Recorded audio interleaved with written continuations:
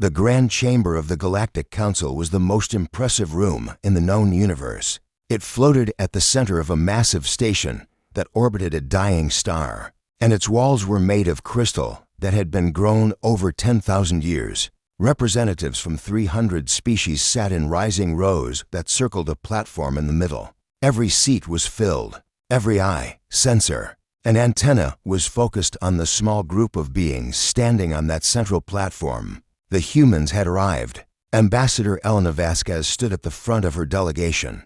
She was 52 years old, with gray streaks in her black hair and lines around her eyes from years of difficult negotiations. Behind her stood four other humans, each chosen for this historic moment.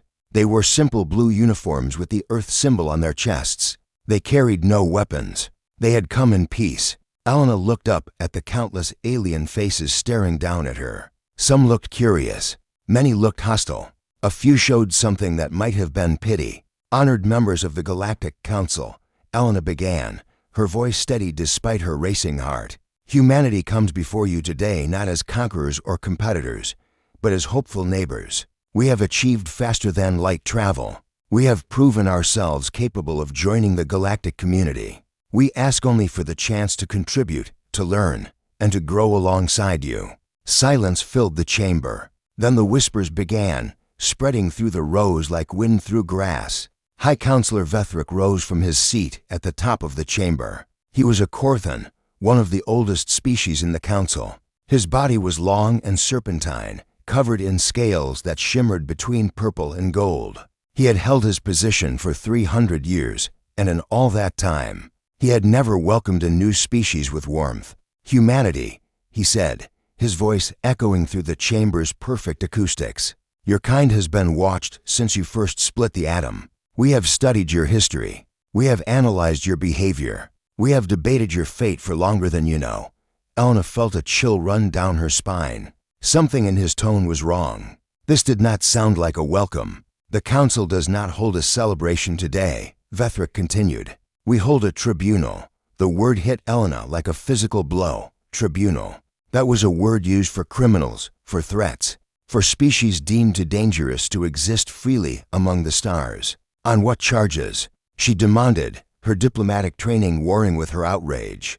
Vethric gestured, and holographic displays appeared around the chamber. Images of Earth's history began to play. Wars, nuclear explosions, burning forests, polluted oceans, crowds of humans fighting, killing, destroying. The charge is instability, Vethric said. The charge is violence. The charge is a pattern of self-destructs that threatens any civilization you might contact. Those images are from our past, Elena protested. We have grown. We have changed. We unified our planet. We solved our climate crisis. We have not had a major war in 80 years. 80 years, another counselor laughed. This one was a Melvari, a being of crystalline structure that resonated when it spoke. My species has not had internal conflict in 40,000 years. 80 years is the blink of an eye. It proves nothing. More counselors began to speak, their voices overlapping. Their emotional patterns are dangerously unstable. They nearly destroyed their own world twice before leaving it.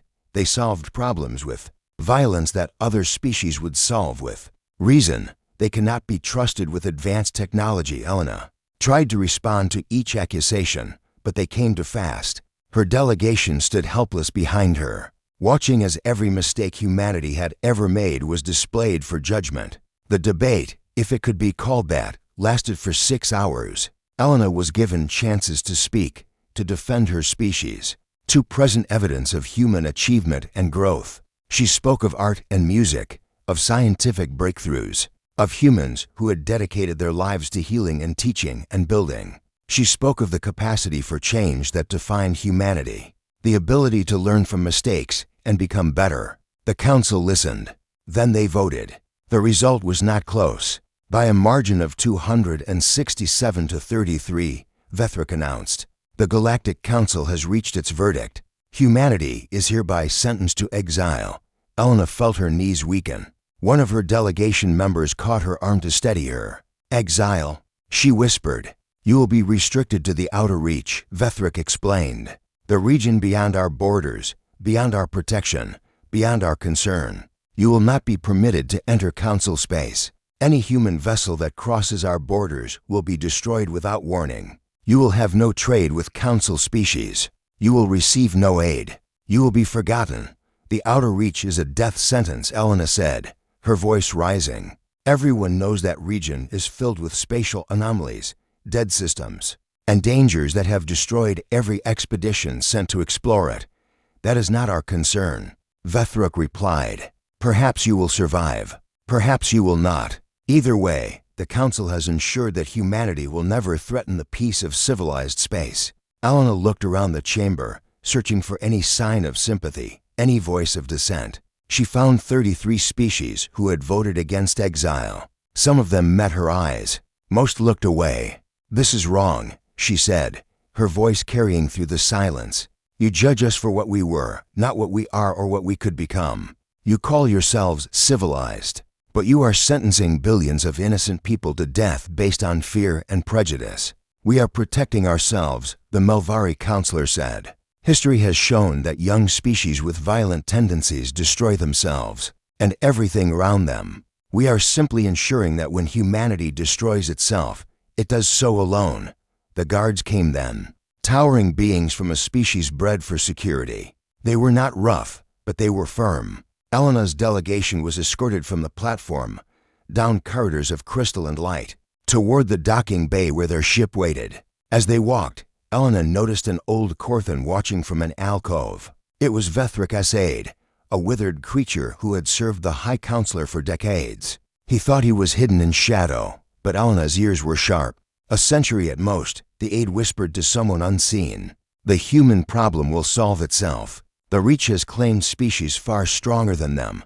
Elena did not react. She kept walking, kept her face neutral, kept her delegation moving toward their ship. But inside, something changed. These beings thought they were clever. They thought they were kind even, killing humanity slowly through exile rather than quickly through war. They expected humans to scatter, to fight among themselves, to be destroyed by the dangers of the Reach within a few generations. They did not understand humans at all. The delegation boarded their ship in silence. Only when the airlock sealed and the station fell away behind them did Elena speak. Send a message to Earth, she said. Tell them everything. Tell them what was said, what was done, what they expect from us. What should we tell them to do? Asked Commander Park, her second in command. Elena looked out the viewport at the stars. Somewhere out there was the outer Reach, a vast unknown filled with dangers that had broken ancient species. The Council expected it to be humanity's grave. Tell them to pack, Elena said. We have work to do. The ship turned toward home, carrying news of exile to a planet of 8 billion people. Behind them, the Council station grew smaller until it vanished entirely. In the Grand Chamber, Vethruk accepted congratulations from his allies. The human problem had been solved elegantly, without bloodshed, without war.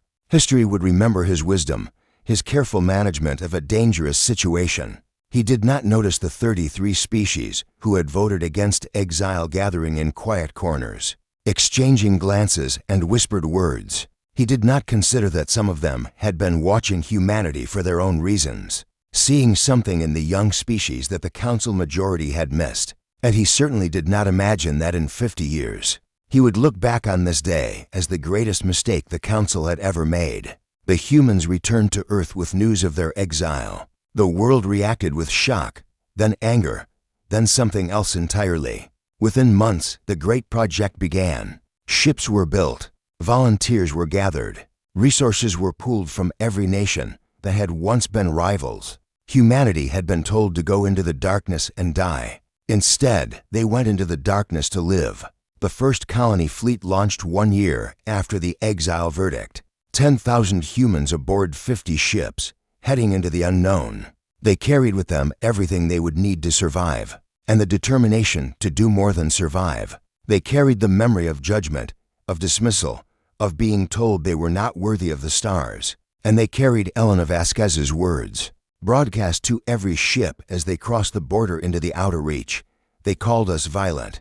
They called us unstable. They called us a threat.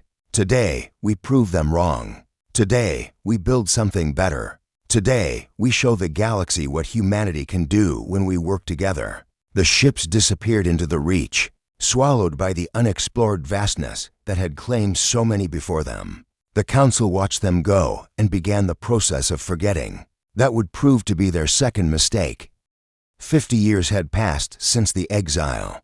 Captain Marcus Chen stood on the bridge of the exploration vessel Persistence, watching a brown dwarf star spin slowly in the viewport. His ship had been traveling for 3 months through unmapped space, pushing deeper into the outer reach than any human vessel had gone before. "Sir, the scans are complete," Lieutenant Rivera reported from her station. "For rocky planets to gas giants, the third planet shows signs of liquid water and a breathable atmosphere." Marcus nodded. Another world to add to the growing list. 50 years ago, the Council had sent humanity into this region expecting them to find nothing but death. Instead, they had found opportunity. "Mark it for colonization review and log the coordinates," Marcus ordered. "Then set course for the next system." The Persistence hummed with energy as it prepared for another jump. Marcus allowed himself a small smile. When he was a child, his grandmother had told him stories about the exile, about Ambassador Vasquez standing before the Council, about the journey into the unknown. Now he was part of that continuing story. The ship jumped, reality bending around them for a brief moment before reforming into a new star field. They had entered a system with a yellow sun similar to Earth's. "Captain," Rivera said, her voice suddenly sharp, "I'm detecting structures on the fourth planet." "Artificial structures." Marcus straightened. "What kind of structures?" "Cities, sir. Abandoned cities. Whoever built them has been gone for a very long time. This was not the first. Ancient ruin humanity had found in the reach. The region was littered with the remains of civilizations that had risen and fallen long before the Council existed. Each discovery taught them something new, gave them technologies and knowledge that the Council had never possessed. "Take us into orbit," Marcus commanded. "Prepare a landing team." The fourth planet had once been beautiful. Rivers had carved valleys through green continents. Forests had covered the mountains. Now everything was gray and still, but the cities remained. Towers of crystal and metal rose toward the sky, perfectly preserved despite the ages. Marcus led the landing team through streets that had not seen footsteps in millennia. Their scanners recorded everything, from the architecture to the writing on the walls to the technology that still waited in sealed chambers. "Captain, I'm reading power signatures," said Dr. Yuki Okonkwo, the team's xenoarchaeologist. "Whatever reactor powered this city is still running after all this time. Can you identify who built this?" Marcus asked. Dr. Okonkwo studied her readings for a long moment. "Based on the writing style and architectural patterns, I believe these were the Verith. They were a species mentioned in some of the older records we found on Reach Station 7. According to those records, the Verith were driven out of Council space 8,000 years ago." "Driven out," Marcus repeated. "Another exile. It seems the Council has been doing this for a very long time." They explored for 3 days. The Verith had left behind libraries of knowledge, stored in crystals that their computers could slowly decode. They found star maps showing regions the Council had never charted. They found engineering principles that would advance human technology by decades. They found evidence that the Verith had not died out, but had moved on, traveling deeper into the reach towards something they called the Gateway. Marcus reported his findings to Reach Command, the administrative center that coordinated all human activity in their new territory. The response came quickly: "Continue exploring, find the Gateway, and see what else the Council had hidden from the galaxy." The Persistence traveled for 2 more months, following the trail left by the Verith. Along the way, they encountered other ships, other explorers pushing the boundaries of known space. The human fleet had grown from 50 ships to 5,000, and new vessels were being built every year. They also encountered something unexpected: other exiles. The first contact came in a system filled with asteroid mining operations. Marcus was surprised to find the asteroids already being worked by creatures that looked like walking mantises, their bodies covered in hard shells of blue and green. "Unknown vessel, identify yourself," the mantis captain demanded over communications. "This is the human exploration vessel Persistence," Marcus replied. "We mean no harm. We are simply passing through." There was a long pause. Then the Mantis captain appeared on their view screen, studying them with compound eyes that showed something like surprise. "Humans," the captain said. "We have heard of you. The newest exiles. We are the Chef. The council cast us out 400 years ago because we would not submit to their hierarchy." "What was your crime?" Marcus asked. "We believed that all species should be equal." The council disagreed. Marcus and the Chef captain talked for hours. The Chef had built a civilization of their own in the Reach, smaller than what humanity was creating, but stable and strong. They had found other exiles too, species rejected by the council for various reasons, all trying to survive in the wilderness they had been cast into. "The council believes the Reach is a death sentence," the Chef captain said. "They do not realize that they have been filling it with everyone who disagreed with them. Someday, there will be more of us out here than there are of them in their protected space."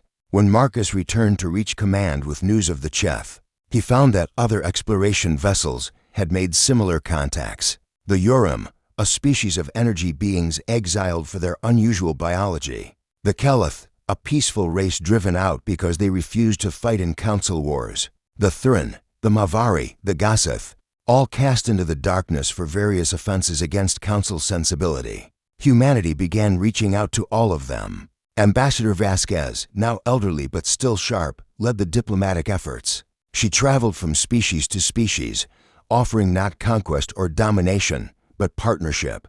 Humanity remembered what it felt like to be judged and rejected. They would not do the same to others. "We were all thrown away," she told a gathering of representatives from 12 exile species. "The council saw us as problems to be disposed of.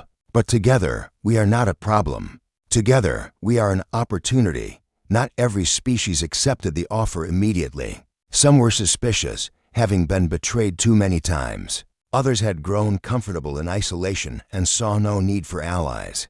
But many saw the wisdom in unity. The council had scattered them across the Reach, expecting them to struggle alone. By coming together, they could build something the council had never imagined. The foundations of an alliance began to form. Meanwhile, on the Persistence, Captain Chen continued his mission. The trail of the Varith led through ever more distant systems, past wonders that defied explanation, stars that had been shaped by ancient engineers, planets that had been moved into perfect orbits, structures that dwarfed anything humanity had ever built. Finally, at the very edge of explored space, they found it. The gateway was massive beyond comprehension. It hung in the void between stars, a ring of metal and crystal large enough for a moon to pass through. Energy swirled within it, patterns of light that seemed to reach across vast distances. "Sir," Lieutenant Rivera breathed, "I'm reading power output higher than our entire civilization produces. This thing is still active." Marcus stared at the ancient structure. The Varith had found this and used it to travel even deeper into the unknown. Now humanity had found it too. "Send a message to Reach Command," Marcus ordered. "Tell them we found the gateway. Tell them everything changes now." The message traveled back through relay stations, reaching human space within days. It reached Ambassador Vasquez as she was negotiating with the latest exile species to consider joining the alliance. She read the report 3 times, then smiled. The council had exiled humanity to a wasteland. Instead, they had found an inheritance. Ancient civilizations had left behind tools and knowledge that the council had never discovered. Gateway networks that connected distant regions of space. Technologies that would have taken centuries to develop. And allies, scattered throughout the Reach, waiting for someone to bring them together. "They tried to kill us with exile," Vasquez said to her aide. "Instead, they gave us everything we needed to surpass them." Back at the gateway, Marcus Chen prepared his ship for the first human passage through the ancient portal. Whatever waited on the other side, humanity would face it together. The council had thrown them into the darkness. The darkness had been full of gifts. 50 years after exile, humanity was no longer the frightened species that had been cast out of civilized space. They had grown strong. They had found friends. They had discovered secrets older than the council itself. And they were just getting started. 75 years after exile, President Yuki Tanaka stood before the Assembly of the Commonwealth. The chamber was nothing like the crystal halls of the Galactic Council. It had been built on Nova Terra, humanity's largest colony world, and its design reflected the diversity of those who gathered within it. Sections of the room were filled with water for aquatic species. Others held special atmospheres for beings who could not breathe oxygen. Some delegates floated in zero-gravity chambers, while others sat in chairs designed for their unique bodies. 47 species were represented. All of them had been exiled by the Council. All of them had found their way to the Commonwealth. Fellow citizens, Yuki began, her voice translated simultaneously into dozens of languages. 75 years ago, humanity was cast into the outer reach and told to die quietly. Today, we stand at the center of the fastest-growing civilization in the galaxy. The assembly chamber erupted in sounds of approval. Clicks, whistles, rumbles, and electronic pulses all mixed together in celebration. Yuki waited for silence before continuing. The gateway networks discovered by our explorers have opened paths to resources beyond counting. Systems rich in rare elements. Worlds perfect for colonization. Technologies left behind by species older than the Council itself. We have inherited the gifts of those who came before us, and we have built upon them. Behind her, holographic displays showed the extent of Commonwealth space. It stretched across hundreds of star systems, connected by the ancient gateway network that the Council had never found. Trade routes linked species that had once survived alone. Shipyards produced vessels using designs that combined the best technologies of all member worlds. But our greatest achievement is not territory or technology, Yuki said. It is this. She gestured at the diverse assembly round her. The Exiles Compact brought us together. We are proof that different species can work as partners, not competitors. We are proof that the Council's way is not the only way. The Exiles Compact had been humanity's greatest diplomatic achievement, written by Ambassador Elena Vasquez in the years before her death. It established simple principles that all Commonwealth members followed. Every species had an equal voice. Resources were shared based on need. Disputes were settled through discussion, not force. And most importantly, the Commonwealth would never exile anyone the way the Council had exiled them. After the assembly session, Yuki returned to her office to review reports from across Commonwealth space.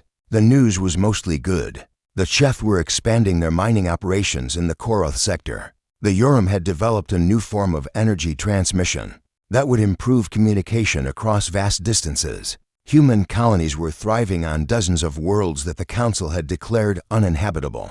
But there was also concerning news from the border. General Marcus Chen, now retired from exploration and serving as military advisor, entered her office with a worried expression. He was one of the oldest humans still serving the Commonwealth, a living legend who had discovered the first gateway. We intercepted another Council communication, he reported. They know about us. Yuki nodded slowly. We knew this day would come. We could not stay hidden forever. The Council believes we have somehow captured and enslaved the other exile species. They think we are building a military force to attack their territory. They are debating whether to launch a preemptive strike. Fools, Yuki said quietly. They cannot imagine cooperation, so they assume conquest. For 75 years, the Commonwealth had focused on growth and development, avoiding contact with Council space. They had not wanted conflict. They had simply wanted to build their own society, free from the judgment of those who had cast them out. But the Council's borders were vast, and some contact was inevitable. Smugglers crossed from Council space, seeking goods they could not find at home. Refugees fled Council worlds that had grown oppressive. Information flowed despite all efforts to stop it. And now the Council knew that humanity had not died in the Reach. Humanity had thrived. What is the state of our defenses? Yuki asked. Marcus pulled up a display showing Commonwealth military strength. We have 30,000 combat-capable vessels. The Cheth and Keleth maintain their own fleets that would fight alongside us. Combined with the ancient defense systems we reactivated in the Gateway network, we could hold our territory against anything the Council sends. Hold our territory. Yuki repeated. What about taking theirs? Marcus was quiet for a moment. We could do it. The Gateway network gives us strategic advantages the Council cannot match. We could appear in their core systems before they even knew we were coming. Within a year, we could control half their space. Yuki stood and walked to the window. Outside, the city of New Hope stretched toward the horizon, a testament to what humanity had built. Millions of humans and thousands of members of other species lived and worked together, creating something beautiful. That is not who we are, she said finally. The council exiled us because they thought we were violent and dangerous. If we prove them right by conquering their space, we become exactly what they accused us of being. Some of our allies might disagree, Marcus warned. The Thryn were nearly wiped out by council forces. The Gossip lost their homeworld. Many would see conquest as justice. I know. Yuki turned back to face him. That is why we must show them a better way. In the weeks that followed, Yuki traveled throughout Commonwealth space, speaking with leaders of every member species. She listened to their anger and their pain. She acknowledged the wrongs the council had done, but she also reminded them why the Commonwealth was different. We were all victims, she told a gathering of Thryn elders. The council hurt us, rejected us, tried to destroy us, but we survived. We built something new. If we now become conquerors, we prove that the council was right to fear us. We prove that strength means domination. I believe we can show the galaxy a different truth. Not everyone agreed. Some species wanted revenge. Some wanted to take back what had been stolen from them. The debates in the assembly grew heated, with voices raised in anger and disagreement. But slowly, a consensus formed. The Commonwealth would not attack the council. They would not start a war. Instead, they would do something far more dangerous to the council's power. They would offer an alternative. We will open our borders, Yuki announced to the assembly. Any species that wishes to join the Commonwealth may do so. Any individual who seeks refuge may find it. We will trade with anyone willing to trade. We will share our technologies with anyone willing to learn. And we will show the galaxy what we have built. The plan was simple but revolutionary. The council maintained power through control. They decided which species could have advanced technology. They determined which worlds could trade with which. They enforced their hierarchy through the threat of exile or destruction. The Commonwealth would offer freedom, free trade, free movement, free partnership. The council could not compete with that, not because they lacked military strength, but because their entire system depended on keeping species apart, keeping them dependent, keeping them afraid. Word of the Commonwealth's offer spread quickly. It crossed the border through smugglers and refugees. It reached the ears of council species who had grown tired of paying tribute to the ancient powers. It sparked conversations on worlds that had never questioned the natural order of things. Why should the Korthan rule? They began to ask. Why should we accept hierarchy as destiny? If exiles can build something better, why do we remain under the council's control? The council noticed. They could not ignore the whispers, the questions, the growing unrest along their borders, but they did not know how to respond. Military force would only prove the Commonwealth right. Negotiation would mean admitting that exiles deserved respect. So they waited, hoping the problem would solve itself. It would not. On the border between council space and the Commonwealth, a single human ship waited. It carried no weapons. Its crew numbered only 12, but it represented everything the council feared. It represented choice, and choice, President Tanaka knew, was the most powerful weapon of all. The council had maintained power for millennia by convincing species that there was no alternative. Now there was an alternative. Now there was the Commonwealth. 75 years after being exiled to die, humanity had built something the council could not defeat with force. They had built something worth choosing.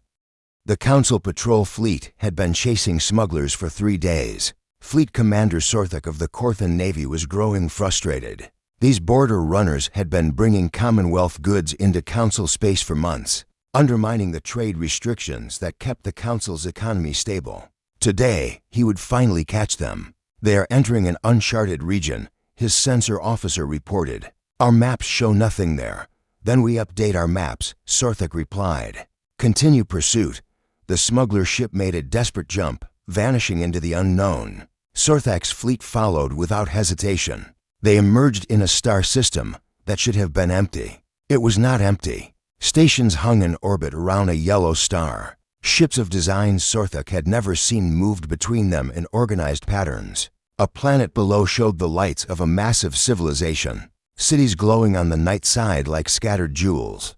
"Commander," the sensor officer whispered, "I am reading thousands of vessels, millions of life signs. This is a major population center." Sorthok stared at the display in disbelief. They had jumped into the heart of unknown territory, expecting emptiness. Instead, they had found an empire. "Identify those ships," he ordered. The analysis came back within seconds. Multiple species detected. Cheth, Keleth, Yoram, and others. Also detecting large numbers of human vessels. Humans. The Exiles. The species that should have died in the Reach 75 years ago. Before Sorthok could issue orders, his communication systems lit up with an incoming message. "Council vessels, this is Commonwealth Space Traffic Control. You have entered our territory without authorization. Please state your intentions." Sorthok had commanded fleets for 60 years. He had fought in 3 wars. He had faced enemies that would have made lesser beings flee in terror. But nothing had prepared him for this moment. "Return us to Council space immediately," he ordered his navigation officer. Maximum speed. The fleet jumped away, leaving behind the civilization they had accidentally discovered. Sorthok did not speak again until they were safely within Council borders. Then he sent an urgent message to the High Council. The secret was out.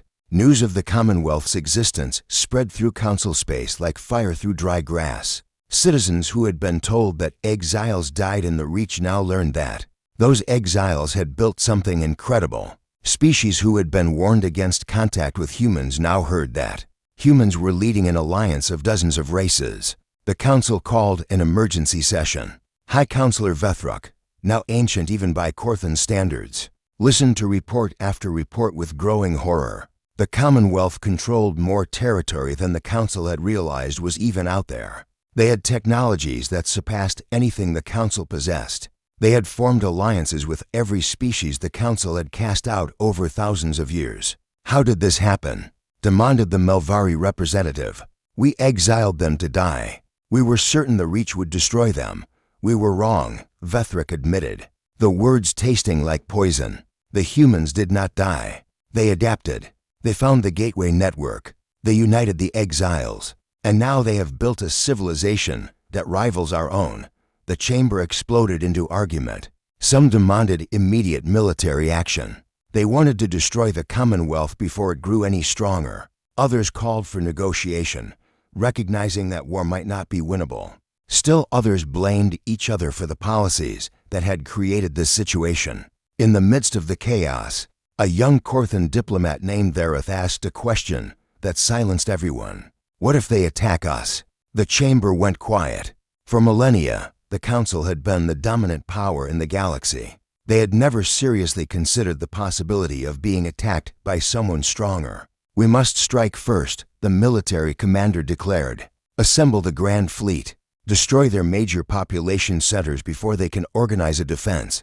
And if we fail?" Thereth pressed. "If their technologies are as advanced as reports suggest, if the Gateway Network lets them move forces faster than we can track, a failed attack would leave us vulnerable to retaliation. Then we negotiate." Another voice suggested, "Offer them trade rights, limited recognition, give them enough to satisfy them without threatening our position." Vethruk listened to the debate with growing despair. He remembered the day 75 years ago when he had announced humanity's exile. He remembered believing he was solving a problem, removing a threat, protecting civilized space. He remembered the human ambassador's warning that he was making a mistake. She had been right. "Assemble the Grand Fleet," Vethruk finally ordered. "But do not attack. Position them at the border. Show the Commonwealth that we are strong. Then we will see what they do." The Grand Fleet was the largest military force ever assembled by the Council. 50,000 warships gathered at the border, their weapons ready, their crews trained for the battle to come. They represented the combined might of 300 species, millennia of technological development, the full power of civilized space. Against them, the Commonwealth positioned its own fleet, 30,000 vessels, mixed designs from dozens of species, commanded by Admiral James Okonkwo. a human who had spent his career preparing for exactly this moment. The two fleets faced each other across the void, separated by less than a light year. One shot could start a war that would destroy billions of lives. One mistake could end civilizations that had taken millennia to build. Admiral Okonkwo studied the Council fleet on his display. He had enough firepower to hurt them badly, maybe even win. The Gateway Network gave him strategic options they could not match. He could jump behind their lines, strike their supply ships, appear in their home systems before they knew he was coming. But he had his orders. "Sir," his tactical officer reported, "their weapons are charging. They are preparing to fire. Hold position," Okonkwo commanded. "Do not raise weapons. Do not target their ships. Sir, if they fire first, we will take significant losses. I know. Hold position." The standoff lasted for 3 days. 3 days of tension, of fear, of fingers hovering over firing controls. 3 days during which the fate of the galaxy hung by a thread. Then a message arrived from Nova Terra. President Tanaka had made her decision. Admiral Okonkwo read the message twice, then smiled. "All ships," he announced over the fleet-wide channel, "stand down from combat positions. Power down weapon systems. Form a single line and pull back 10 light minutes." "Sir?" his tactical officer questioned. "Do it." The Commonwealth fleet obeyed, moving away from the Council fleet in precise formation. They were not running. They were simply stepping back, creating distance, reducing tension. An hour later, a small ship emerged from the Commonwealth formation. It was unarmored, designed for diplomacy rather than war. It crossed the space between the fleets and transmitted a message to the Council flagship.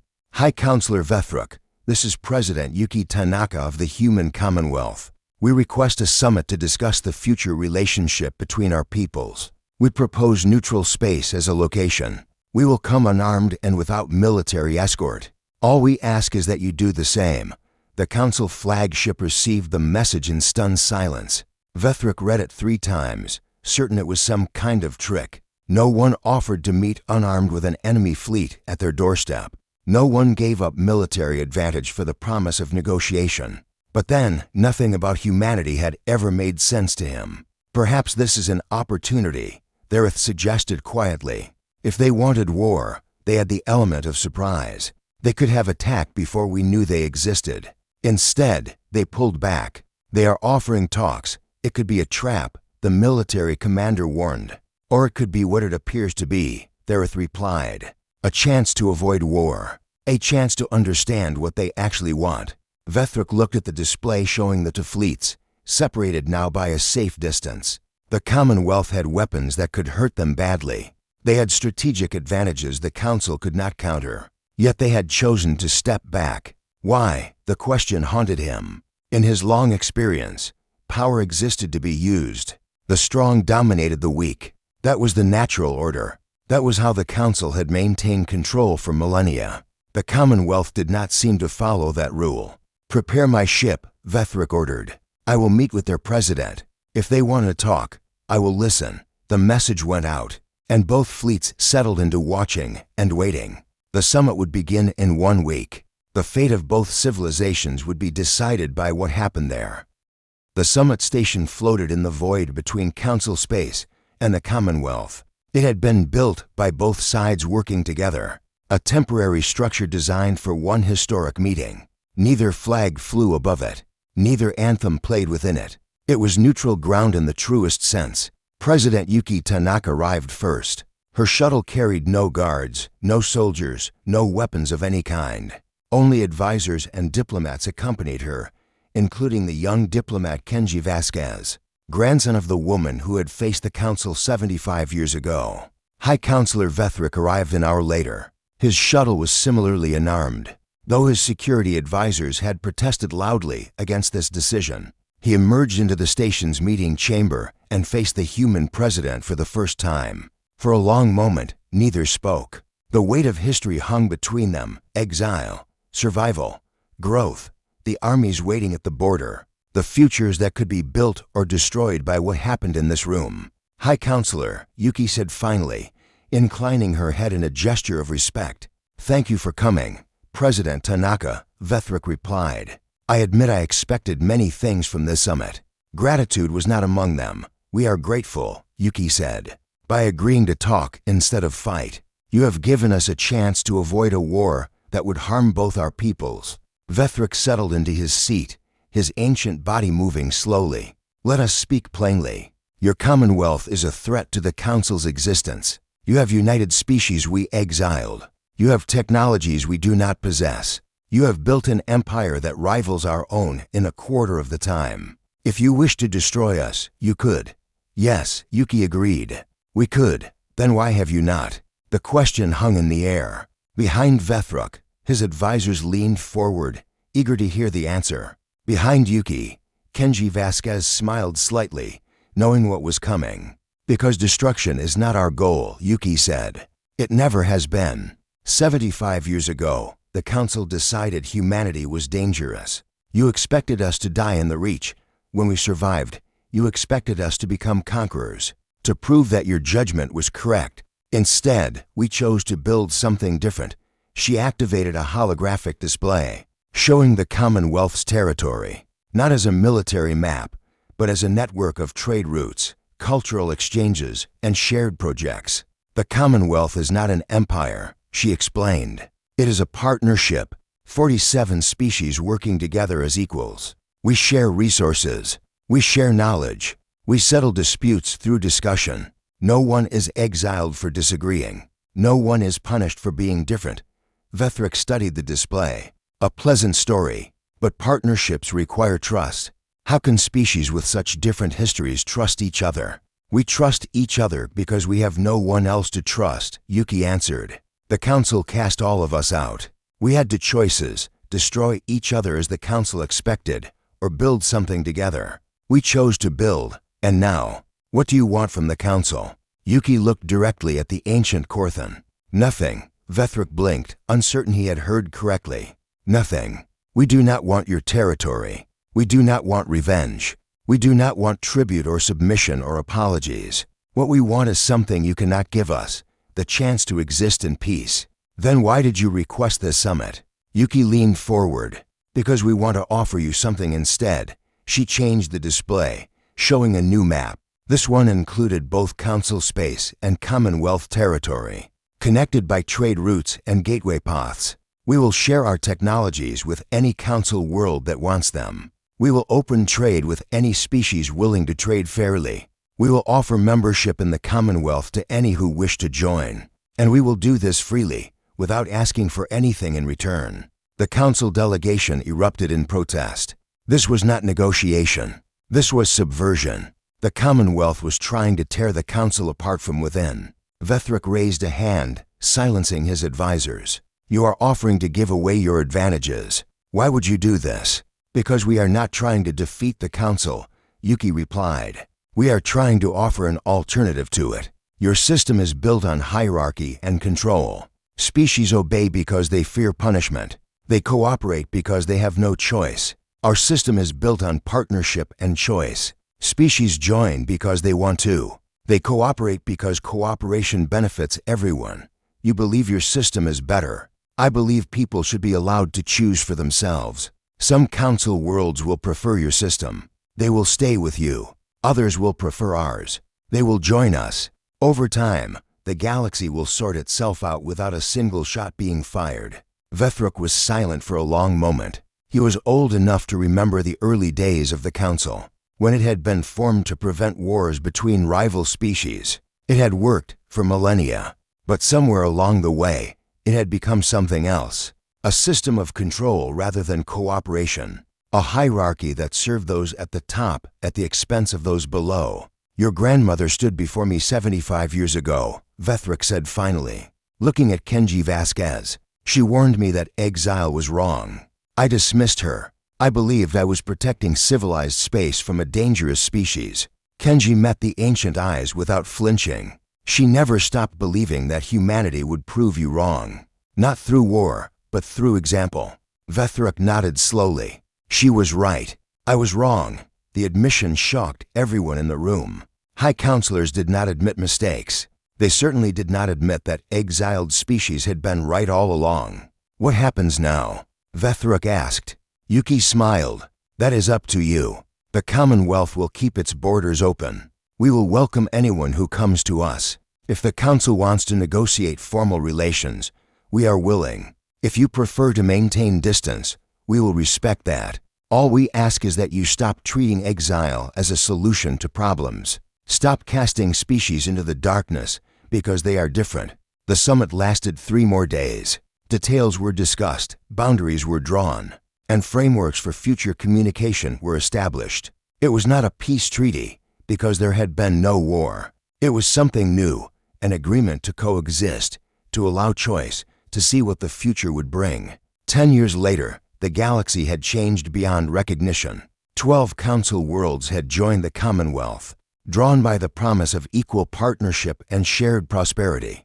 The council still existed, but it had reformed itself dramatically. The rigid hierarchy had loosened.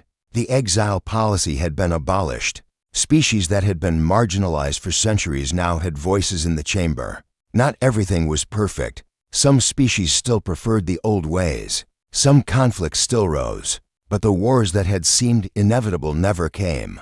Instead, a new order was emerging, built on choice rather than control. Elena Vasquez Station orbited Nova Terra, a monument to the woman who had faced judgment and refused to accept it. From its observation deck, elderly humans could watch ships from dozens of species pass through what had once been forbidden space. On this particular day, Ambassador Kenji Vasquez was hosting a delegation of young diplomats from across the Commonwealth and the Reformed Council. They had come to learn about the exile, about the founding of the Commonwealth, about the choices that had shaped the present.